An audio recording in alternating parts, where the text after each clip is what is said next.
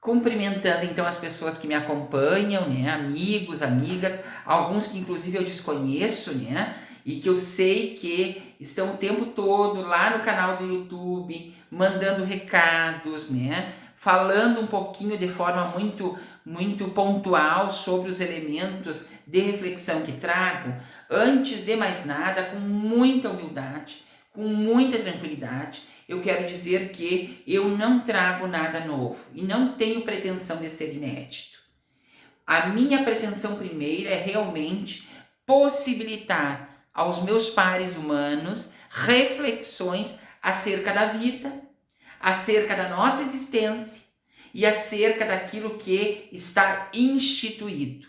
Eu tenho um problema sério, eu já confessei isso para vocês, com coisas instituídas que se tornam dogmas, né? E que a sociedade, por meios de, né, policiamento, nos proíbem de forma elegante a discutir, pois são essas coisas que me fazem, né, estar aqui. Porque eu entendo que tudo que não é discutido fica numa vala que nós chamamos de ignorância. Ignorância, em última instância, é o ato de ignorar. E o que eu ignoro, né, ou aquilo que eu não sei nada sobre, eu passo a assumir como verdade todos os elementos que me chegam.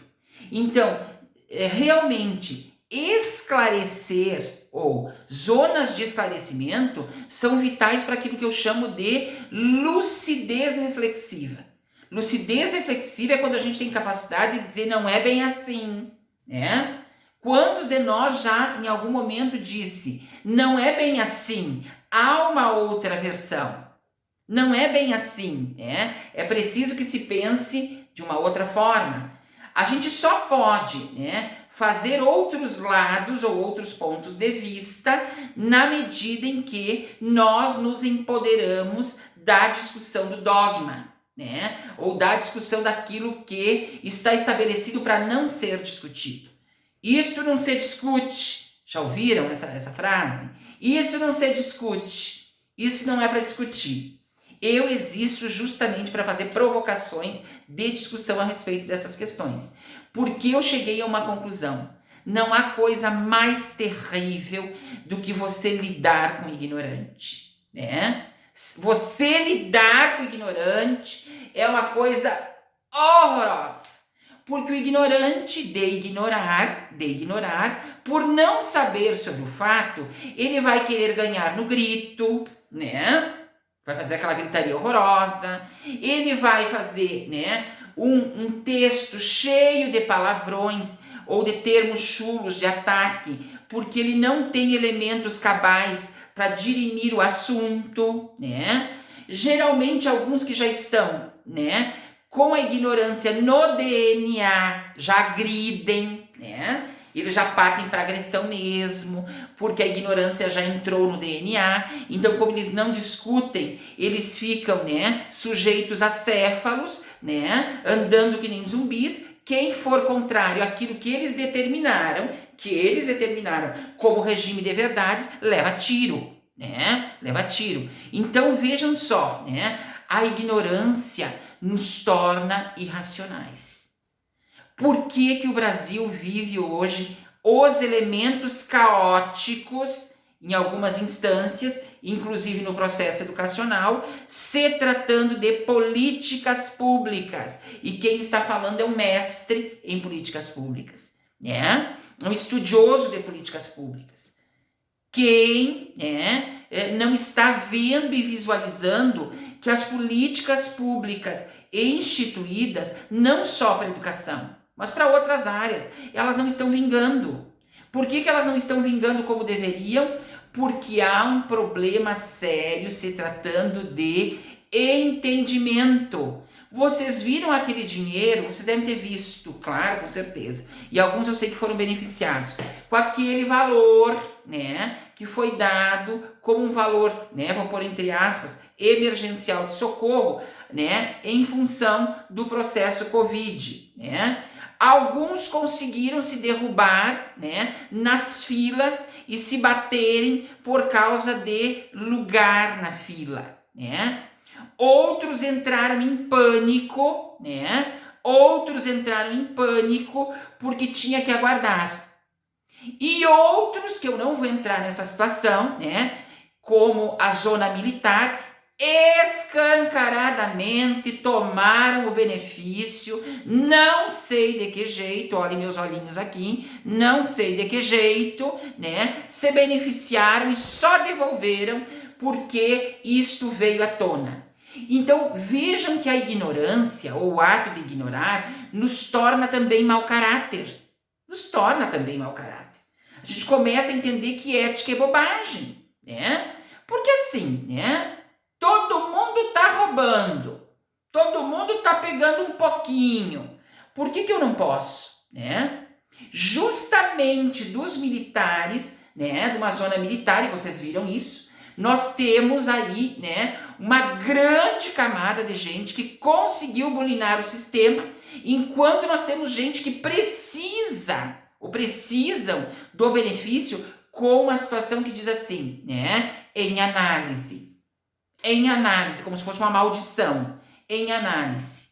Então vocês vejam que, né, o ato de ignorar, o ato de não se discutir esses elementos de uma forma técnica, porque não pode, porque meu Deus do céu, porque você está indo contra esse, porque você está indo contra aquele, isso impede o desenvolvimento. O nosso desenvolvimento humano está associado à capacidade de discutir, sim, algumas coisas. E nós não estamos falando de gente. Nós estamos falando de políticas públicas que não funcionam. Políticas públicas que não funcionam. Eu trabalhei o dia todo hoje com o professor Lucas num projeto de pesquisa, né, de caráter nacional, e a gente vê que, né, os grandes tendões lá no ensino híbrido, lá na atividade remota, né, lá no exercício domiciliar, está justamente na falta de subsídios que nós ainda aguardamos de deliberações, por exemplo, do Ministério da Educação. Porque se nós vamos adotar alguns elementos como efetivos, nós precisamos de políticas públicas que deem conta do ensino remoto, que deem conta da educação híbrida. Na verdade, nós estamos, né, hoje nos municípios e nos estados fazendo, como diria minha avó, né, pela vida. Nós estamos fazendo pela vida, porque mesmo que as mantenedoras nos deem as orientações, né, nós entendemos que, né, nós não viemos de uma formação que nos preparou para a pandemia, né? Eu acabei de dizer para as alunas da pedagogia, né, eu me sinto um sujeito mais do que nunca histórico, porque eu estou orientando estágio em uma pandemia, eu vou poder contar isso. Isso é fantástico, né? O que eu quero dizer com isso? Eu quero dizer que a falta de políticas públicas voltadas para o desenvolvimento das pessoas, né, e logo dos aglomerados humanos, das cidades, né, e quando eu digo cidades, são concentrações humanas, fazem com que a gente fique, por vezes, né, amarrados no ato de ignorar. O que é o ato de ignorar? Olha, não me interessa porque isso não me importa. Olha, eu estou esperando que a professora mande. Olha, a secretaria disse que. Mas, na verdade, todos nós estamos comprometidos com esse processo.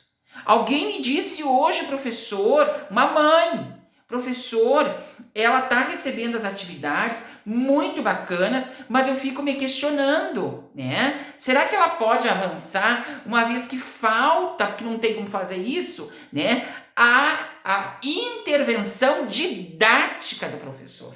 Não tem intervenção didática, porque não tem como ter, né? Ele já é remoto por isso, né? Então hoje a minha discussão passa por aí, né? Vamos trabalhar com a ideia de não ignorar as coisas. Vamos discutir mais, dialogar mais, mas não com a ideia de dialogar pessoas, mas com a ideia de dialogar elementos provocativos que nos ajudem a prosperar como gente, né? E desenvolver os espaços onde nós estamos. Por exemplo, né, hoje em Alegrete, Quem de nós que não quer, né, ver o nosso Alegrete cada vez mais próspero? Mas para que ele fique cada vez mais próspero, a gente precisa pensar o melhoramento dos processos, né?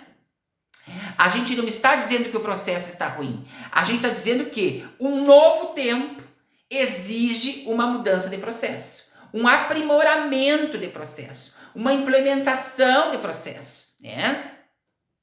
Quando eu implantei o ensino fundamental de 9 anos numa cidade, isso lá no outro tempo, né? Só Deus, o grande arquiteto do universo, é testemunha do que eu passei, porque as pessoas não queriam discutir o ensino fundamental de 9 anos. Elas diziam, enquanto der para empurrar o D8, vai ser o D8. Mas vocês não entendem que quanto mais a gente protelar o processo de mudança e essa abertura para o novo, para se discutir o novo, mais comprometida fica, né, essa rede de ensino, essas crianças, né, porque nós temos que pensar em processos de qualidade. Nós trabalhamos incansavelmente hoje pensando, né, em crianças que, durante o processo pandêmico e pós-processo pandêmico, terão dificuldades de aprendizagem e vão precisar de psicopedagogo, né? Não é nem o sujeito de AEE. O Lucas, que veio, né, lá da Paraíba, é graduado em psicopedagogia. E a gente vê que ele tem elementos que podem nos ajudar a pensar, sim, essa criança na atividade remota, essa criança pós-pandemia. Então, esse lugar é do psicopedagogo, realmente, porque ela vai acabar desenvolvendo elementos, e isso é natural, elementos de bloqueio, porque ela vem de uma ideia de escola que não é essa de afastamento social. Na verdade, ela também está lidando subjetivamente com a capacidade de entender, né, o que é uma escola em isolamento social. Assim como nós, professores, né, ou especialistas em educação nesse processo. Então, o recado de hoje para mim, né, o que fica é esse: ignorar assuntos importantes que atravessam a nossa vida e instituí-los como dogmas, né, é literalmente, né, impedir que a prosperidade, né, pelo pensamento, pela reflexão, se constitua como elemento de desenvolvimento, né, das concentrações humanas. O contemporâneo, segundo Bauman, exige que a gente aprenda a discutir elementos que não são sabidos. Elementos que não são sabidos têm que serem discutidos. Elementos que são sabidos de uma outra realidade têm que serem discutidos. Por quê? Porque eles precisam ser atualizados. Então, né, é como disse e eu repito, nada pior do que conversar com gente ignorante. Ignorante de ignorar mesmo, de não saber. Porque ela vai usar outros meios irracionais para tentar travar a nossa reflexão. Então eu costumo dizer o seguinte, né? Nada melhor do que uma boa conversa, com requintes de humildade, né? Com requintes de incompletude, para que a gente possa dizer, né? Eu quero aprender e ensinar alguma coisa. Ninguém ignora tudo e ninguém sabe tudo, diria Paulo Freire, né? Todos nós sabemos um pouco e também, né, talvez ignoramos alguma coisa. E é nessa relação viva que a gente vai se instituindo. Um abraço grande, uma boa noite e fiquem bem.